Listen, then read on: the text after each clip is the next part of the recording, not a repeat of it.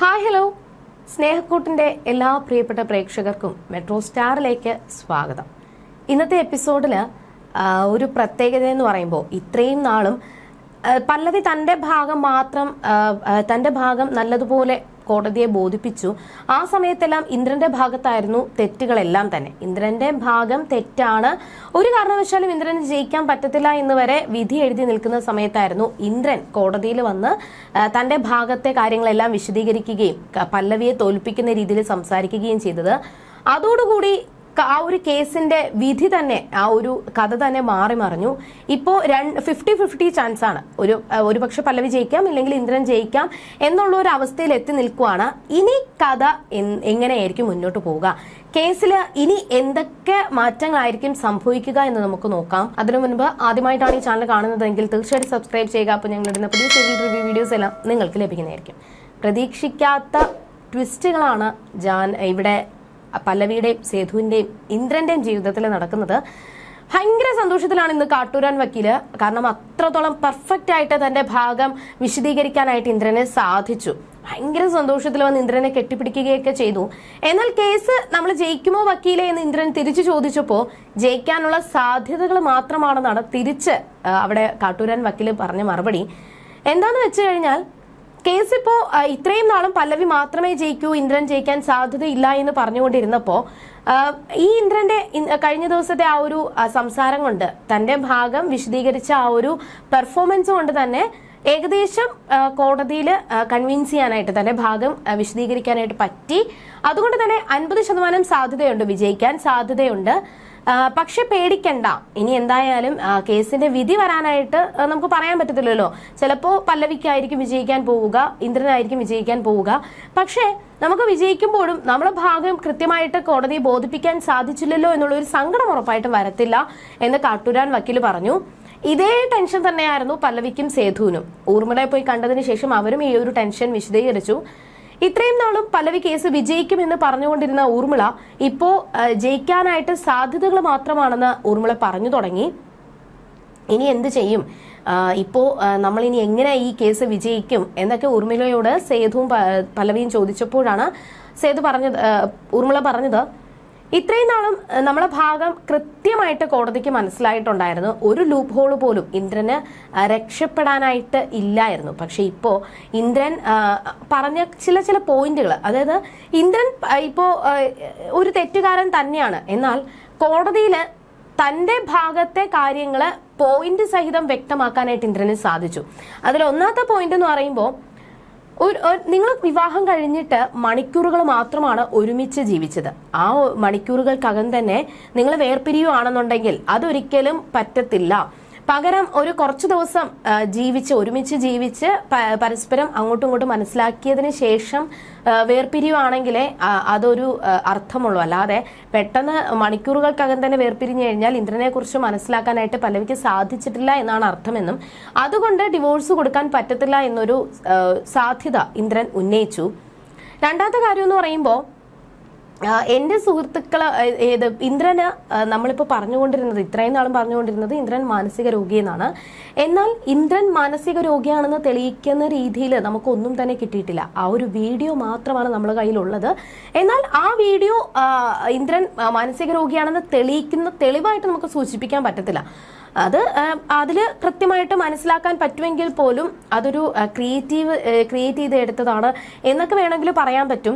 പിന്നെ ആ ഒരു വീഡിയോ നമ്മൾ വിശ്വസിച്ചു, അത്രേ ഉള്ളൂ. എന്നാൽ മെഡിക്കൽ ബോർഡ് പോലും ഇന്ദ്രന് ഒരു കുഴപ്പവുമില്ല എന്ന് ഇവിടെ എഴുതി പറഞ്ഞു കഴിഞ്ഞു. ഇവിടെ ഇന്ദ്രന് യാതൊരു കുഴപ്പവുമില്ല എന്ന് മെഡിക്കൽ ബോർഡ് തന്നെ എഴുതിയ സ്ഥിതിക്ക് ഇനി നമ്മുടെ മുന്നിലുള്ള സാധ്യത എന്ന് പറയുമ്പോൾ, ഇന്ദ്രൻ മാനസിക രോഗിയാണെന്ന് കോടതിക്ക് പൂർണ്ണമായിട്ടും അറിയണം. ഇന്ദ്രൻ മാനസിക രോഗിയാണെന്ന് പൂർണ്ണമായിട്ടും കോടതി മനസ്സിലാക്കണം. അങ്ങനെ കോടതി മനസ്സിലാക്കി കഴിഞ്ഞാൽ ഉറപ്പായിട്ടും പല്ലവി ജയിക്കും എന്ന് ഊർമിള പറഞ്ഞു. ഇതിനു വേണ്ടിയിട്ട് ഞാൻ കണ്ടെത്തിയ മാർഗം, ഒരു അമിക്കസ് ക്യൂറിയെ നിയമിക്കണമെന്ന് ഞാൻ കോടതിയിൽ ഒരു പെറ്റീഷൻ കൊടുത്തിട്ടുണ്ട്. അത് മാഡം ഉറപ്പായിട്ടും ആ ഒരു പെറ്റീഷൻ സമ്മതിച്ചു തരാമെന്നും കോടതിയിൽ നിന്ന് ജഡ്ജി പറഞ്ഞിട്ടുണ്ട്. ആ അമിക്കസ് ക്യൂറി എന്ന് പറയുമ്പോൾ കോടതിയുടെ കണ്ണ് എന്ന് തന്നെയാണ് അമിക്കസ് ക്യൂറിയെ പറയുന്നത്. അമിക്കസ് ക്യൂറി എന്ന് പറയുന്നത് ഒരു വക്കീലായിട്ടാണ് വരുന്നത്. അത് കോടതിയെ പ്രതിനിധാനം ചെയ്ത് വരുന്ന വക്കീലാണ്. എന്നാൽ അയാൾ ആരാണെന്നോ എന്താണെന്നോ ഒന്നും ആരോടും റിവീൽ ചെയ്യത്തില്ല, ആരോടും പറയത്തില്ല. സാധാരണക്കാരെ പോലെ ആയിരിക്കും നമ്മളുടെ മുന്നിൽ, നമ്മളെയൊക്കെ ജീവിതത്തിൽ വന്ന് നമ്മുടെ ഇടയിൽ വന്ന് ജീവിക്കുന്നതും പെരുമാറുന്നതും ഒക്കെ. എന്നാൽ നമ്മുടെ യഥാർത്ഥ സ്വഭാവം എന്താണ്, ഇതിൽ ആരുടെ ഭാഗത്താണ് ശരി, ആരുടെ ഭാഗത്താണ് തെറ്റ് എന്നൊക്കെ അമിക്കസ് ക്യൂറി കണ്ടുപിടിക്കുകയും ആ ഒരു റിപ്പോർട്ട് കോടതിയിൽ സമർപ്പിക്കുകയും ചെയ്യും. ആ ഒരു റിപ്പോർട്ട് പ്രകാരമായിരിക്കും പിന്നെ വിധി വരാൻ പോകുന്നത്. അമിക്കസ് ക്യൂറി ആരാണെന്ന് ഞാൻ നിങ്ങളോട് പറയാം. അദ്ദേഹം കൃത്യമായിട്ട് ഇന്ദ്രന്റെ കൂടെ ജീവിക്കണം. ഇന്ദ്രന്റെ കള്ളം എന്താണെന്ന് അയാള് കണ്ടുപിടിച്ചു കഴിഞ്ഞാൽ ഉറപ്പായിട്ടും നമുക്ക് ഈ കേസിൽ വിജയിക്കാൻ പറ്റുമെന്ന് ഊർമിള പറഞ്ഞു. അപ്പോൾ ഉടനെ തന്നെ പല്ലവി പറഞ്ഞ കാര്യം, അങ്ങനെയാണെങ്കിൽ അമിക്കസ് ക്യൂറിയെ എൻ്റെ ബന്ധുവായിട്ട് നമുക്ക് കൊണ്ടുവരാം, എൻ്റെ ബന്ധുവായിട്ട് കൊണ്ടുവന്നിട്ട് എൻ്റെ വീട്ടിൽ താമസിപ്പിക്കാം.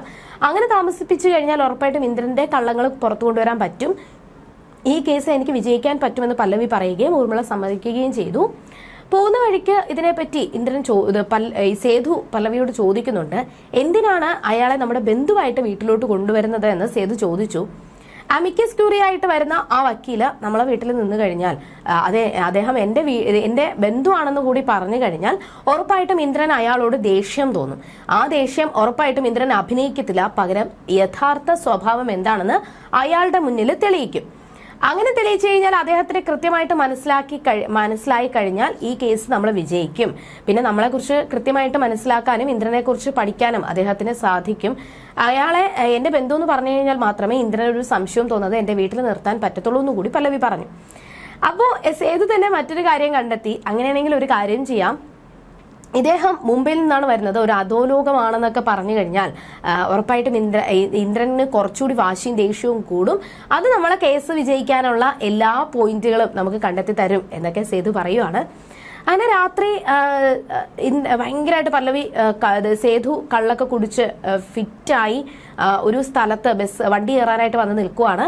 അങ്ങനെ കുറെ വണ്ടികളെ കൈ കാണിക്കുന്നതിന്റെ ഇടയിൽ സേതു കൈ കാണിച്ച വണ്ടി എന്ന് പറയുമ്പോൾ നമ്മൾ ജഡ്ജിയുടെ വണ്ടിയായിരുന്നു.